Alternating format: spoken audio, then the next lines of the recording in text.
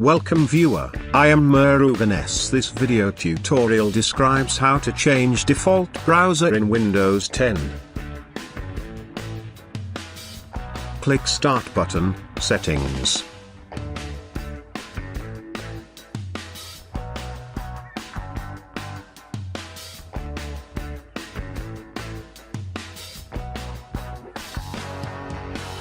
Click Apps.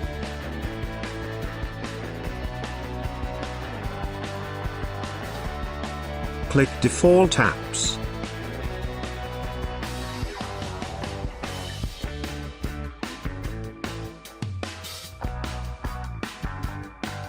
Select the browser to change default.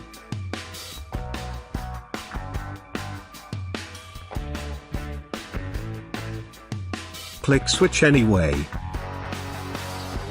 Default web browser is changed successfully. Thanks for watching. I hope this video tutorial helps to solve the problem. Please like, share and don't forget to subscribe my channel. See you next video.